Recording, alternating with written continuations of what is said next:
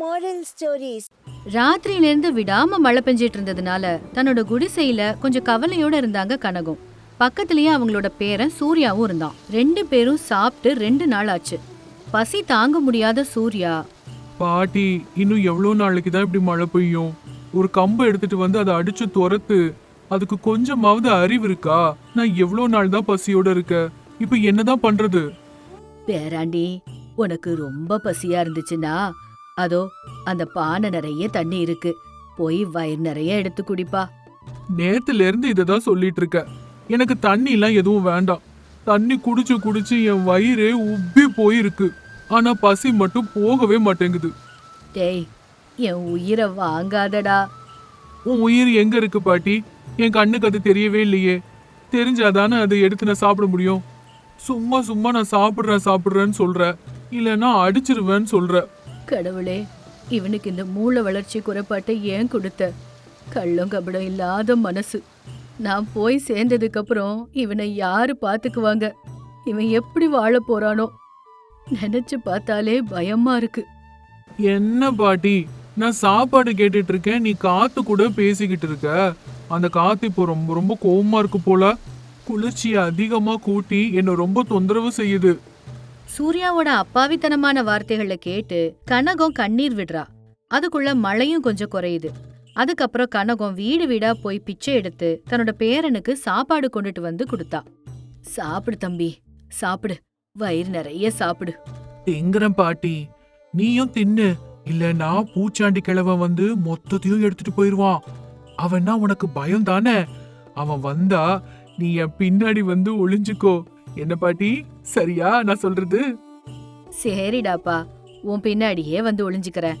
சரி, அங்க இங்க சிந்தி சிந்தி சாப்பிடாத, இரு, நானே உனக்கு ஊட்டி விடுறேன். அப்படி கனகம் சாதத்தை கலந்து ஒவ்வொரு கவளமா தன்னோட பேரனுக்கு ஊட்டி விட்டா. சூர்யா வயிறார சாப்பிட்ட பிறகு மகிழ்ச்சியில துள்ளி குதிச்சுக்கிட்டு போறான். அதுக்கப்புறம் களைப்படைஞ்சு தூங்கிடுறான். அப்போ அந்த ஊரோட தலைவர் அந்த வீட்டுக்கு வந்து அவளை கூப்பிட்டு, என்ன கனகம், அந்த பைத்தியக்காரனுக்கு சாப்பாடு போட்டு தூங்க வச்சுட்ட போல. எவ்வளவு காலத்துக்கு அவனை காப்பாத்துவியோ காப்பாத்து. நீ செத்து போனதுக்கு அப்புறம் அவன் நாதி இல்லாதவனா ஆயிடுவான். அப்ப அவனோட உயிரை நான் எடுக்க வேண்டிய அவசியம் இல்ல, பசியே எடுத்துரும். சி, நீ எல்லாம் ஒரு மனுஷனா? உன்ன மாதிரி ஆளுங்களுக்கெல்லாம் அந்த கடவுள் சரியான தண்டனைய கொடுப்பாரு. பாத்துக்கிட்டே இரு.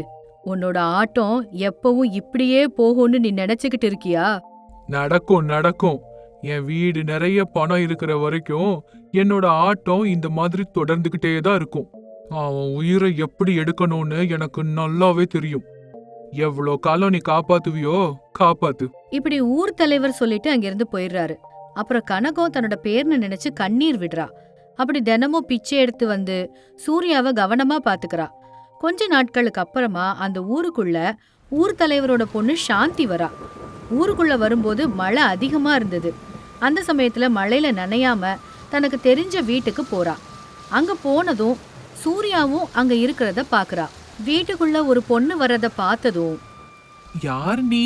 பூச்சாண்டி கிழவன் பிடிக்க வரான்னு தெரிஞ்சுக்கிட்டு இங்க வந்து ஒளிஞ்சுக்கிட்டியா? இல்ல இல்ல, மழை அதிகமா பெய்தேன்னு தான் உள்ள வந்தேன். சரி, நீ யாரு? என்னோட பேரு சூர்யா. ஆனா நீ யாருன்னு எனக்கு தெரியுமே. என்ன, உனக்கு தெரியுமா? தெரியும், நீ ஒரு பொண்ணு தானே. எனக்கு தெரியும். அது சரி, நீ சாப்பாடு சாப்பிட்டியா? சாப்பிட்டேனே, நீ சாப்பிடலையா? இல்ல, எங்க பாட்டி சாப்பாடு வாங்கிட்டு வர்றதுக்காக தான் வெளியில போயிருக்கு. பாட்டிக்காக தான் காத்துட்டு இருக்கேன். ஆனா எனக்கு ரொம்ப பசியா இருக்கு. பசியா இருக்கும்போது என்ன செய்யணும்னு எனக்கு தெரியும். உனக்கு அது என்னன்னு தெரியுமா? போய் வயிறு நிறைய தண்ணி குடிக்கணும், அவ்வளவுதான். எனக்கு எதுவும் வேண்டாம், என்கிட்ட சாப்பிடுறதுக்கு இருக்கு, அதை நான் தரேன், நீ சாப்பிடு. அப்படி சாந்தி அவ கையில இருந்த சாப்பாடை கொடுத்தா. அதை வாங்கி சாப்பிட்டான் சூர்யா. பிச்சை எடுக்கிறதுக்காக வெளியில போயிருந்த கனகம் அங்க வந்தா. சாந்தி அங்க நிக்கிறத பார்த்து கொஞ்சம் பதட்டப்பட்டு, யாருமா நீ? இங்க எதுக்கு வந்த? உனக்கு என்ன வேணும்? ஐயோ, மழை ரொம்ப அதிகமா இருக்குந்தாமா இந்த வீட்டுக்குள்ள வந்து நின்ன. மழை குறைஞ்சதும் உடனே போயிடுவேன். நான் இந்த ஊர் தலைவரோட பொண்ணு. என்னோட பேரு சாந்தி. பட்டணத்துல தங்கி இருந்து வேலை பாக்குறேன். இப்போ லீவுன்னு வீட்டுக்கு வந்தேன். சாந்தி அப்படி சொல்லவும் கனகம் ரொம்ப சந்தோஷப்பட்டா. சாந்திய பார்த்து ரொம்ப ரொம்ப சந்தோஷத்துல, அந்த விதி யாரை எப்படி சேர்க்கும்னு யாருக்குமே தெரியாதுமா. இங்க பாரு, இவ்ளோ நேரம் நீ நின்னு பேசிட்டு இருந்தியே, இவன் யாருன்னு உனக்கு தெரியுதா? தெரியாதுங்களே, இப்போதான் பாக்குறேன். நான் இப்பதான் இந்த ஊருக்கே வரேன். சின்ன வயசுல எப்பவோ இந்த ஊர்ல இருந்து வெளியில போயிட்டேன். இப்பதான் கொஞ்ச நாளா அப்பப்போ அடிக்கடி இங்க வந்துட்டு இருக்கேன். அது சரி, இவர் யாரு? நீ சின்ன வயசுல உன் கூடவே திரிஞ்ச உன்னோட அத்தான்தாம்மா இந்த சூர்யா. உங்க அப்பா பண்ணுன பாவத்தினால இவனோட வாழ்க்கையே இப்படி ஆயிடுச்சு. இப்படி பைத்தியக்காரன் ஆயிட்டான். இப்படி அனாதையா இங்க கஷ்டப்பட்டுட்டு இருக்கான். நானு உங்க வீட்ல வேலை பார்த்துட்டு இருந்த வேலைக்காரிமா. சொத்துக்காக உங்க அப்பா சூர்யாவோட அம்மாவையும் அப்பாவையும் கொலை பண்ணிட்டாரு. அந்த சமயத்துல நான் சூர்யாவை தூக்கிக்கிட்டு அந்த வீட்டை விட்டு ஓடி வந்துட்டேன். என்ன கூட துரத்திட்டு வந்து கொலை பண்ணணும்னு முயற்சி பண்ணாரு. நான் அவரு கையில கால்ல விழுந்து கெஞ்சி இவனை பத்தி யாருக்கிட்டயும் வெளியில சொல்ல மாட்டேன்னு சொன்னதும் அவர் எங்களை உயிரோட விட்டுட்டு போயிட்டாரு. கனகம் இப்படி சொல்லவும் சாந்தி தன்னோட அப்பாவை நினைச்சு ரொம்ப ரொம்ப வருத்தப்படுறா. சூர்யாவை நினைச்சு ரொம்ப கவலைப்பட்டா. அத்தான் அப்போ நல்லா இருந்தாருல்ல, இப்படி பைத்தியமா எப்படி ஆனாரு? உங்க அப்பா அவனை கொல்லணும்னு முயற்சி பண்ணும்போது அவன் தப்பிச்சு ஓடுனாம்மா. அப்ப அவனோட தலையில காயம் ஏற்பட்டுருச்சு. அப்பத்துல இருந்து இப்படி பைத்தியக்காரன் மாதிரி ஆயிட்டாம்மா. ஆனா வைத்தியம் பண்ணுனா இது குணமாயிரும்னு தான் எல்லாரும் சொன்னாங்க. நம்பவே முடியலையே, எங்க அப்பா இவ்ளோ கொடூரமான ஒருத்தரா? சொத்துக்காக இவ்ளோ பெரிய பாவத்தை பண்ணிருக்காரா? அத்தான இந்த நிலைமையில பாக்குறதுக்கு என்னால தாங்கவே முடியல. எங்க அப்பா மேல கொலை வெறியே வருது பாட்டி. சூர்யாக்குன்னு மட்டும் இல்லம்மா, இந்த ஊர்ல இருக்கிற நிறைய மக்களுக்கு உங்க அப்பா துரோகமும் அநியாயமும் பண்றாரு. நிறைய மக்கள் கிட்ட கடன்ற பேர்ல சொத்து எழுதி வாங்கிட்டாரு. ஏகப்பட்ட குடும்பத்தோட கண்ணீருக்கு உங்க அப்பா தாம்மா காரணம். சூர்யாவை இப்பவும் கொலை பண்ணணும்னு தான் துடிக்கிறாரு. அத்தா என்ன பண்ணுச்சு? அதான் சின்ன வயசுலயே இவரோட அப்பாவையும் அம்மாவையும் கொலை பண்ணிட்டாரு எங்க அப்பா. இப்போ அத்தானையும் எதுக்கு கொல்ல பாக்குறாரு? உங்க அப்பா அனுபவிச்சிட்டு இருக்கிற அந்த ஆஸ்தி மொத்தமும் உன் அத்தானோடதுமா, உன் அத்தானோடது. சூர்யாவோட உயிரையும் எடுத்துட்டா அதுக்கப்புறம் அந்த சொத்துக்கு உரிமை கொண்டாடிட்டு யாரும் வரமாட்டாங்கல்ல. அதுக்குதான் சரியான சமயத்துக்காக எதிர்பார்த்துக்கிட்டே இருக்காரு. நான் உயிரை கொடுத்து தினம் தினம் இவனை காப்பாத்திட்டு வந்துட்டு இருக்கேம்மா. நான் செத்து போயிட்டா உங்க அப்பா இவனை கண்டிப்பா உயிரோட விட மாட்டாரு. என்னோட கவலையே அதுதான்மா. கனகம் இப்படி சொல்லவும் சாந்தி கண்ணீர் விட்டு அழுதுட்டு இருந்தா. அத பாத்துட்டு உடனே சாந்தியோட கண்ணீரை தொடச்சு விட்டான் சூர்யா. நீ எதுக்கும் அழாத, அந்த பூச்சாண்டிய புடிச்சு நான் கொன்னுடுறேன். உனக்கு பயமா இருந்தா வந்து எனக்கு பின்னாடி நீ ஒளிஞ்சு நின்னுக்கோ, சரியா? சரியாத்தான். சாந்தி அவங்க அத்தான அன்போட பார்த்தா.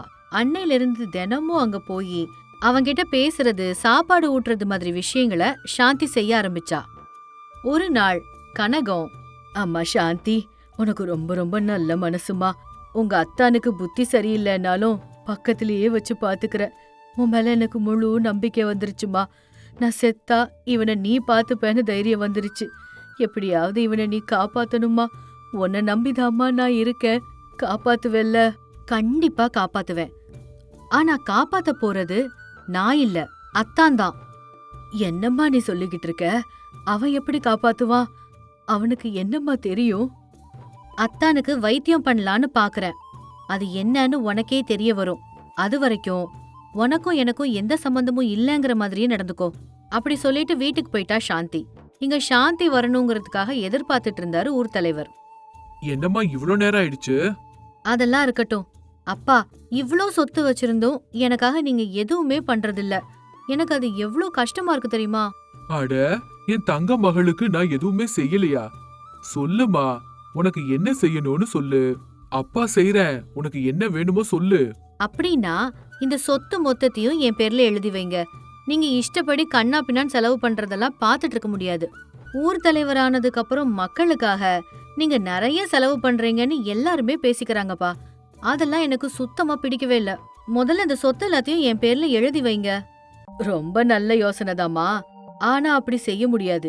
ஏன்னா அந்த ஆஸ்தி உன் மாமா பையன் சூர்யா பேர்ல தான் இருக்கு. அவன் பைத்தியக்காரன்ல, அதனால சொத்தை எல்லாத்தையும் நான் காப்பாத்திட்டு இருக்கேன். அவங்க அம்மாவும் அப்பாவும் சாகும்போது ஆஸ்தியையும் அவனையும் பாத்துக்க சொல்லி என்கிட்ட தான் சொன்னாங்க. அதனால உன் பேர்ல எழுத முடியாதுமா. என்னப்பா இது? அந்த சூர்யாவை கொன்னு போட்டுட்டு சொத்தெல்லாம் நம்ம பேர்ல எப்பவோ எழுதியிருக்கணும். என்னப்பா நீங்க இவ்ளோ அப்பாவியா இருக்கீங்க? அம்மாடி, புலிக்கு பிறந்தது பூனையாகாதுன்னு நிரூபிச்சிட்ட. என்ன மாதிரியே நீயும் யோசிக்கிறத நினைச்சு உண்மையிலேயே எனக்கு ரொம்ப ரொம்ப சந்தோஷமா இருக்கு. அந்த பைத்தியக்கார பையில கொன்னுடலான்னு தான் பாக்குறேன். அந்த கிழவி குறுக்க வந்து விழுறா. அப்படின்னா நான் ஒரு வேலை பண்றேன்ப்பா. அந்த பைத்தியத்துக்கு வைத்தியம் பாக்குறேன்னு சொல்லி பட்டணத்துக்கு கூட்டிட்டு போறேன். ஆபரேஷன்ங்கிற பேர்ல அவனை போட்டு தள்ளிடலாம். அதுக்கப்புறம் ஆஸ்தி நமக்கு, அஸ்திய அந்த கிழவிக்கு கொடுத்துடலாம். எப்படி இருக்குப்பா என்னோட ஐடியா? அடாடாடாடாடாடாடா, அற்புதமான ஐடியாமா. நீ சொன்ன மாதிரியே செஞ்சிடலாம். இப்படி சாந்தி அவங்க அப்பா கிட்ட சொன்னதுக்கு அப்புறம் 2 பேரும் சேர்ந்து கனகத்தை போய் பார்த்தாங்க. வைத்தியங்கிற பேர்ல சூர்யாவை பட்டணத்துக்கு கூட்டிட்டு போனா சாந்தி. கிளம்பும்போது, அப்பா நீங்க எங்க கவலைப்படாம இருங்க. 1 வாரத்துக்குள்ள இவனோட மரண செய்திய நான் சொல்றேன். சரிம்மா, நீ எது செஞ்சாலும் சரி. ஆனா நம்ம மேல பழி வராத மாதிரி மட்டும் பாத்துக்கோ. சரிங்கப்பா. சாந்தி அவளோட அத்தான் சூர்யாவை பட்டணத்துக்கு கூட்டிட்டு போனான். 1 வாரம் கழிச்சு ஊர் தலைவர் வீட்டுக்கு போலீஸ் வந்துச்சு. என்ன சார், வழி மாறி வந்துட்டீங்களா?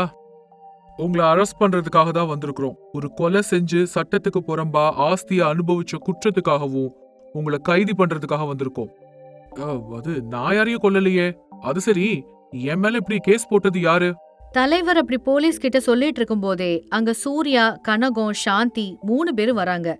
அப்பவே சூர்யாவுக்கு பைத்தியமும் குணமா இருந்துச்சு. அப்புறம் பஞ்சாயத்து தலைவரை பார்த்து, நான் தான் கேஸ் கொடுத்தேன். எங்க அப்பா அம்மாவை நீ கொலை செஞ்சத இதோ இந்த கனகம் பாத்திருக்கா. அதோட சட்டத்துக்கு புறம்பா என் சொத்தை அனுபவிச்ச குற்றத்துக்காகவும் உனக்கு தண்டனை நிச்சயம். அம்மா சாந்தி, என்னம்மா இது? நீ என்கிட்ட சொன்னது என்ன, இப்ப செஞ்சிருக்கிறது என்ன?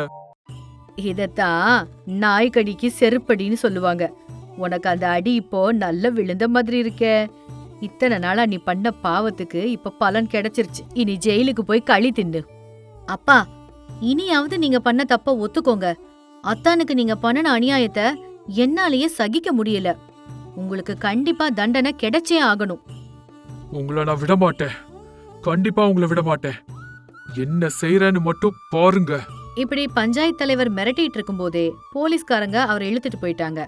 அப்பானும் பார்க்காம பஞ்சாயத்து தலைவருக்கு சரியான பாடம் சொல்லி கொடுத்ததுக்காக சாந்திய பாராட்டுறா கனகம். இனி தன்னோட அத்தானான சூர்யாவையே கல்யாணம் பண்ணிக்கிட்டு சாந்தி புது வாழ்க்கைய ஆரம்பிக்கிறா. மேஸ்திரி ரத்னம் அந்த இடத்துல ஒரு வீடு கட்டிக்கிட்டு இருந்தாரு. வேலையாட்கள் செங்கலை தூக்கி தந்து கடுமையான வெயில்ல கடினமா உழைச்சிட்டு இருந்தாங்க. அவங்க வேலையில அவங்க ஈடுபட்டு இருந்தாங்க. ஒவ்வொருத்தர் மனசுலயும் ஒவ்வொரு சிந்தனை. எல்லாருக்கும் நான் வீடு கட்டி கொடுக்கறேன். ஆனா எனக்குன்னு ஒரு நல்ல வீடு இல்ல. என்னோட மனைவியும் குழந்தைங்களும் கூட நல்ல வீட்டுல இருக்கணும்னு ஆசைப்படுறேன். இந்த மாதிரி ஜமீன்தார் சிவராமராஜுவோட வீட்டை கட்டிக்கிட்டே தன்னோட வீட்டை பத்தி கனவு கண்டுட்டு இருந்தாரு. எல்லார மாதிரியும் என்னோட மனைவி கூட இந்த சமூகத்துல நல்ல நிலைமையில இருக்கணும். எல்லாரும் அவளுக்கு மரியாதையும் கொடுக்கணும். இப்படி அவர் யோசிச்சுட்டு இருக்கும் போதே அங்க மகாதேவபுரமோட ஜமீன்தார் சிவராமராஜு வந்தாரு. ஏ ரத்னம், கொஞ்சம் இங்க வாப்பா. அப்படி ஒரு மரத்துக்கு கீழே உட்கார்ந்துட்டே கூப்பிட்டாரு. ரத்னமும் பரபரப்பா ஓடி போய் நின்னாரு. ஐயா, சொல்லுங்க ஐயா. அப்படி ரொம்ப மரியாதையா பணிவோட நின்னாரு. வேலையெல்லாம் எவ்வளவு தூரம் முடிஞ்சிருக்கு? இன்னும் 1 வாரத்துல எல்லாம் முடிஞ்சிருங்க ஐயா. நல்லது. அப்படி சிரிப்பே இல்லாம மௌனமா உட்கார்ந்துட்டு இருந்தாரு. ஜமீன்தார் என்ன பேச போறாருன்னு ரத்னமும் எதிர்பார்த்து அவரை பார்த்துக்கிட்டே இருந்தாரு. அது சரி, நேத்து ராமர் கோயில் தெருவுல இருந்த மங்கையாவ சீக்கிரமா அனுப்பி வச்சிட்டியா? ஏன் அப்படி அனுப்பி வச்ச? அது அதுங்கய்யா, பாவம் அவனுக்கு உடம்பு சரியில்லை. அதனாலதான் சீக்கிரமா அனுப்பிட்டேன். அப்படிலாம் இருக்கக்கூடாது. இவ்வளோலாம் அனுசரிச்சு போக கூடாது. கொஞ்சம் கடினமா தான் இருக்கணும். அப்படி சொன்னாரு ஜமீன்தார். வேற ஏதாவது என்கிட்ட நீ சொல்லணுமா? அது ஐயா, உங்க புளிய மரம் இருக்கிற அந்த இடம் இருக்குல்ல? இருக்கு. அந்த இடத்துல நான் சின்னதா ஒரு வீடு கட்டிக்கிறேங்க. நீங்க கொஞ்சம் கருணை காட்டி அந்த இடத்த எனக்கு கொடுப்பீங்களா? கொஞ்சம் பயந்துகிட்டே தயங்கினபடியே கேட்டாரு. என்னது, உனக்கு இடம் கொடுக்கணுமா? அங்கதான் புளிய மரம் இருக்குல்ல? அந்த மரத்துக்கு எந்த பாதிப்பும் இல்லாம நான் வீடு கட்டிக்கிறேங்க ஐயா. அப்படி ரொம்ப பவ்யமா சொன்னாரு. பணம் எவ்வளவு கொடுப்ப? இப்போ நீ இந்த வீட கட்டிட்டு இருக்க. இதுக்கு நான் உனக்கு கூலி கொடுக்கணும். இதுக்கு கூலி கொடுக்காம விட்டுட்டா இந்த கணக்க அதுல நம்ம சரி பண்ணிக்கலாமா? ஐயா, அவ்வளோ எப்படிங்க நான் கொடுப்பேன்? நானே கூலி வேலை செய்யறவன். சரி சரி, அவ்வளோ கொடுக்க வேண்டாம், பாதி பணம் கொடு. மீதி பணத்துக்கு நம்ம தோட்டத்துல இருக்கிற புளிய மரத்துல எல்லாம் புளியங்காய்களை பறிச்சு கொடுக்கணும். இப்படி சொன்னாரு. வேற வழி இல்லாம ரத்னமும் சரின்னு தலையாட்டினாரு. பாதி பணத்தை வாங்கிக்கிட்டு சிவராமராஜுவோட தோட்டத்துக்கு புறப்பட்டாரு. உடம்பெல்லாம் வலியா இருந்தாலும் வேற வழி இல்லாம எல்லா புளிய மரத்துலயும் ஏறி புளியங்காய்கள் எல்லாத்தையும் பறிச்சுட்டு வீட்டுக்கு வந்தாரு. வீட்ல ரத்னத்தோட மனைவி அனுஷா அவருக்காக காத்திருந்தா. என்னங்க, ஏன் வரதுக்கு இவ்ளோ நேரம் ஆயிடுச்சு அப்படின்னு தண்ணி கொடுத்தா. ரத்னமும் அந்த தண்ணிய குடிச்சிட்டு நடந்த விஷயங்கள் எல்லாத்தையும் சொன்னாரு. என்னங்க, அவ்ளோ புளியங்காய்கள் பறிக்கணும்னா உடம்பெல்லாம் ரொம்ப வலிக்குமே. பரவாயில்ல விடுமா. பையன் என்ன பண்ணிட்டு இருக்கான்? அவன் சாப்பிட்டானா? உப்மாதான்னு ரொம்ப ரொம்ப கம்மியா சாப்பிட்டான். அப்படி பையனை குறப்பட்டுக்கிட்டே சொன்னான். என்னவோமா, பையனுக்கு சரியான சாப்பாடு கூட என்னால கொடுக்க முடியல. கவலைப்படாதீங்கங்க, இதெல்லாம் நீங்க பண்றது நம்மளோட வீட்டுக்காக தானே. இந்தாம்மா பணம் அப்படின்னு சிவராமராஜு கிட்ட வாங்கின பணத்தை கொடுத்தாரு. அத வாங்கி அனுஷியா வீட்ல உள்ள இரும்பு பெட்டிக்குள்ள வச்சா. அது சரி, வீட்டு வேலைய எப்ப ஆரம்பிக்க போறீங்க? அந்த பணம் பத்தாதுமா. அப்புறம் பார்க்கலாம். சரிங்க, உங்க ஆரோக்கியத்தை கூட கொஞ்சம் கவனிச்சுக்கோங்க. அப்படி சொல்லி ரொம்ப அன்பா உப்மாவை எடுத்து பரிமாறினா. 2 பேரும் அவங்களோட கஷ்ட நஷ்டங்களை பேசிக்கிட்டே சாப்பாடு சாப்பிட்டாங்க. பையனை நடுவுல படுக்க வச்சுக்கிட்டு கணவனும் மனைவியும் வீட்டு வாசல்ல கட்டில போட்டுட்டு நிம்மதியா தூங்குனாங்க. வானத்துல சந்திரன் மேகங்களுக்கு பின்னாடி மறைஞ்சு போயிட்டான். மேற்கொண்டு 1 வாரம் வழக்கம் போல ரத்னம் வேலைக்கு போனாரு. அந்த பணத்தையும் எடுத்துக்கிட்டு அன்னைக்கு வீட்டுக்கு வந்தாரு. வரும்போது பையனுக்காக கோழிக்கறி வாங்கிட்டு வந்தாரு. அப்பாவோட கையில கோழிக்கறிய பார்த்ததும் அந்த பையனுக்கு சந்தோஷம் தாங்க முடியல. எங்க வீட்ல இன்னைக்கு கோழிக்கறி டோய் அப்படி ரொம்ப சந்தோஷமா சொன்னான். அன்னைக்கு வயிறு நிரம்ப சாப்பிட்டுட்டு ரொம்ப சந்தோஷமா தூங்குனான். பையன் சாப்பிட்டானா? இன்னைக்கு நல்லா சாப்பிட்டாங்க. எதுக்குங்க இந்த தேவையில்லாத செலவு? பாவம், போட்டு விடு அனுஷியா. அவனுக்கு கூட மத்த பிள்ளைங்க மாதிரி சாப்பிடணும்னு ஆசை இருக்காதா? ஆனா உண்மையான பிரச்சனை வேற. அப்படி தயங்கி தயங்கி சொன்னாரு. என்னங்க பிரச்சனை? நம்ம வீட்டு வேலைய நாளையில இருந்து ஆரம்பிக்கலான்னு இருக்கேன். நாளையில இருந்தா? இது நல்ல விஷயம் தானங்க. இதுல என்ன பிரச்சனை இருக்கு? வீட்டு வேலைய ஆரம்பிச்சாச்சுன்னா வீட்டை நடத்துறது கஷ்டமாயிடும்ல, அத பத்தி தான் யோசிச்சுட்டு இருக்கேன். அத பத்திலாம் நீங்க ரொம்ப யோசிக்காதீங்க. அதெல்லாம் விட்டுட்டு இப்ப முதல்ல சாப்பிடுவாங்க. கணவருக்கு சாப்பாடு எடுத்து வச்சா. ரத்னம் அத பத்தியே யோசிச்சுட்டு எப்பவோ நடு ராத்திரியில தூங்கி போனாரு. அடுத்த நாள் காலையில கொஞ்சம் சோர்வாதான் அவர் எழுந்திருச்சாரு. எந்திரிச்சிட்டீங்களா? சாப்பாடு செஞ்சு வச்சிருக்கேன், எடுத்து சாப்பிடுங்க. நீ எங்க போற? அப்படி கொஞ்சம் ஆச்சரியமா கேட்டாரு. ராமராஜு ஐயா இருக்கார்ல? ஆமா. அவர் பச்சை மிளகாயும் வாழைத்தோட்டமும் போட்டிருக்காரு. தெரியும். அவர் தோட்டத்துக்கு நான் வேலைக்கு போறேங்க. வேலைக்கா? உனக்கு எதுக்கு அனுஷியா கஷ்டம்? இதுல என்னங்க கஷ்டம் இருக்கு? நான் இருக்கும்போது நீ எதுக்குமா வேலைக்கலாம்? இது நமக்காகங்க, நம்ம பையனுக்காக. நீங்க எதுவும் யோசிக்காதீங்க. வீட்டு வேலைய நல்லபடியா ஆரம்பிங்க. இப்படி அனுஷியா ரத்னத்துக்கு தைரியம் சொல்லிட்டு கூலி வேலைக்கு கிளம்பி போயிட்டா. ரத்னமும் கொஞ்சம் கொஞ்சமா அந்த விஷயத்த ஜீர்ணிச்சுக்கிட்டாரு. சீக்கிரமாவே வீட்டுக்கு தேவையான செங்கல், சுண்ணாம்பு எல்லாத்தையுமே ஆயத்தம் பண்ணாரு ரத்னம். கூலி ஆட்கள் கிட்ட பேசினாரு. சீக்கிரமா புளிய மரத்தடியில வீடு கட்ட ஆரம்பிச்சாரு. தானும் கூட சேர்ந்து வீட்டு வேலையில ஈடுபட்டாரு. சாயங்கால நேரம் வந்ததும் ஒருத்தருக்கொருத்தர் அன்னைக்கு என்ன நடந்துச்சுன்னு பரிமாறிக்குவாங்க. அப்படியே அன்னைக்குள்ள செலவுகளையும் கணக்கு பாத்துப்பாங்க. மாடிக்கு போறதுக்கு படிகள் கட்டணும். எதுக்கு? ஏதாவது விசேஷங்கள் வந்துச்சுன்னா நம்ம சொந்தக்காரங்க 4 பேர் வருவாங்க. ஆமா, வருவாங்க தான். அவங்க வந்தா அங்க தங்கிக்குவாங்க. எதுக்குங்க? வீணா செலவு தானே. அப்படி அப்பாவியா கேட்டா. செலவு என்னமோ அதிகம்தான், ஆனா அதுக்கு என்ன பண்ணணுமோ அதை நான் கண்டிப்பா பண்ணுவேன். என்ன பண்ணலான்னு யோசிக்கிறேன். இப்படி மனைவி கிட்ட சொன்னாரு. 2 பேரும் பேசிட்டே அன்னைக்கு ராத்திரி தூங்கிட்டாங்க. கொஞ்ச நாட்கள் கடந்துச்சு. அனுஷியா தினமும் கூலி வேலைக்கும் ரத்னம் தன்னோட வீட்டு வேலைக்கும் போயிட்டு இருந்தாங்க. ஒரு நாள் ரத்னத்துக்கு ஒரு யோசனை தோணுச்சு. உடனடியா மளிகை கடை வச்சிருக்கிற நாகராஜ் கிட்ட போனாரு. வாயா ரத்னம், என்ன இந்த பக்கமா வந்திருக்க? ஐயா, உங்களுக்கு தினமும் சாயங்காலம் சரக்குகள் வரும் இல்லையா? ஆமாயா, வரும். அத அந்த ஆலமரத்து அடியில இருந்து உங்க கடை வரைக்கும் நான் தூக்கிட்டு வரேங்க. அப்படி ரொம்ப பணிவோட கேட்டாரு. உங்களால எவ்வளவு முடியுமோ அவ்வளவு கொடுங்க. அப்படி கௌரவமா கேட்டாரு. சரிப்பா, அப்படியே கொடுத்துட்டா போச்சு. ஆனா சாயங்காலம் ஆனா உடனே வந்துடணும். அப்படி சொன்னாரு. ரத்னமும் சரின்னு சொல்லிட்டு போயிட்டாரு.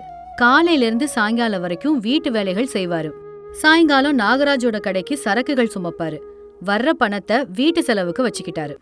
ஏங்க, காலையில இருந்து சாயங்காலம் வரைக்கும் வேலை செஞ்சுட்டு அப்புறமும் மூட்டை தூக்குறீங்க, உடம்பு கெட்டு போயிடுங்க. பரவாயில்ல அனுஷ்யா, கடைசி சொட்டு ரத்தம் இருக்கிற வரைக்கும் நம்ம வீடு கட்டுறதுக்காக நான் உழைச்சுக்கிட்டே தான் இருப்பேன். அப்படி மனைவிக்கு சமாதானம் சொல்லுவாரு. வீட்டு வேலையும் பூர்த்தி ஆகிற நிலைக்கு வந்துச்சு. ஆனா கையில பணமே இல்ல. கூலி ஆட்களுக்கு குடுக்கறதுக்கு கூட இல்ல. அவங்கெல்லாம் நமக்கு தெரிஞ்சவங்க தானே, அப்புறமா தரேன்னு சொல்லி சொல்லுங்க. அப்படி அன்னைக்கு சாயங்காலம் அனுஷ்யா அவளோட கணவர்கிட்ட சொன்னா. அப்புறம் அவளே அதுக்கு ஒரு யோசனையும் சொன்னா. ரத்னமும் அவ என்ன சொல்ல வரா அப்படிங்கறத ரொம்ப கவனமா கேட்டாரு. ஏங்க, என்னோட கம்மல் இருக்கு இல்லீங்களா, அத வித்து நம்ம வீடு கட்டலாம். கம்மலா? ஆமாங்க. வேணா அனுஷ்யா, எப்பவோ கல்யாணம் ஆன புதுசுல உனக்கு தங்கம் வாங்கி கொடுத்தேன். அதனால இப்ப என்னங்க, மறுபடியும் எனக்கு நீங்க வாங்கி தருவீங்கங்கிற நம்பிக்கை இருக்கு. அப்படி கம்மலை கழட்டி கொடுத்தா.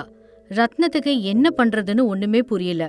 தங்கத்தை விக்கிறதுக்கு மனசே இல்லாம மரத்தடியில உட்கார்ந்து இத பத்தியே யோசிச்சுட்டு இருந்தாரு. நிறைய பேரு அங்க பேசிட்டு இருந்தாலும் அவரு மட்டும் அவரோட யோசனையில ரொம்ப கவலையா உட்கார்ந்திருந்தாரு. ஜமீன்தார் கிட்டையும் அவன் வேலை செஞ்சிட்டு இருக்கிற நாகராஜ் கிட்டையும் கடனுக்காக கேட்டு பார்த்தாரு. ஆனா யாருமே அவருக்கு தரல. இப்போ அனுஷ்யாவோட தங்கத்தை விக்கிறது எந்த அளவுக்கு நியாயமானது? அப்படி யோசிச்சுக்கிட்டு இருக்கும்போது அங்க யாரோ வெள்ளை வேஷ்டி வெள்ளை சட்டை போட்டுட்டு ஒரு ஆளு ரத்னத்து கிட்டக்க வந்தாரு. ஐயா, இங்க ரத்னங்கிறது அது நான் தாங்க. அப்படி கொஞ்சம் ஆச்சரியமா சொன்னாரு. உங்களோட குடும்ப பேரு? என்னோட குடும்ப பேரு ஆரி தோட்டிங்க. அட ஆமா ஆமா, உங்க அப்பாவோட பேரு ஆரி தோட்டி நரசையா தானே? ஆமாங்க, அவர் எனக்கு ரொம்ப நல்லாவே தெரியுமே. அப்படி பழைய விஷயங்கள்லாம் கொஞ்சம் சொன்னாரு. ஆனா ரத்னம் மட்டும் பணத்தை பத்தியே யோசிச்சுட்டு இருந்தாரு. உங்க அப்பாவுக்கு நான் கொஞ்சம் பணம் கொடுக்க வேண்டியது இருக்கு. அவர் எனக்கு நிறைய உதவி பண்ணிருக்காரு. இப்ப நான் ரொம்ப ரொம்ப நல்லா இருக்கேன். அதான் அந்த பணத்தை திருப்பி கொடுத்துட்டு போலான்னு வந்தேன். அப்படி பணம் கொடுத்தாரு. ஒரு நிமிஷம் ரத்னத்துக்கு இது கனவா நனவான்னு எதுவுமே புரியல. வாங்கிக்கோப்பா, இந்த பணத்தை வாங்கிக்கோ. இப்படி சொல்லிட்டு கையில பணத்தை கொடுத்து நான் போயிட்டு வரேன் தம்பி அப்படின்னு சொல்லிட்டு போயிட்டாரு. நம்மளோட நியாயமான ஆசைகளுக்கு கடவுளே வந்து உதவி பண்ணுவாரு அப்படிங்கறது அவருக்கு நல்லாவே புரிஞ்சுது. அந்த பணத்தை வச்சு தன்னோட வீட்டை கட்டி முடிச்சாரு. கணவனும் மனைவியும் கனவு கண்ட மாதிரியே கஷ்டப்பட்டு அந்த வீட்டை கட்டி அதுல தன்னோட பையனோட ரொம்ப சந்தோஷமா வாழ்ந்தாங்க. அந்த குடும்பம் சந்தோஷமா சிரிச்சு பேசிட்டு இருக்கிறத வானத்துல இருக்கிற நிலா கூட பார்த்து அப்படியே சந்தோஷமா மேகத்துக்கு பின்னாடி போச்சு. இதத்தான் பெரியவங்க சொல்லுவாங்க, ஒரு வீட்டை கட்டி பாருன்னு.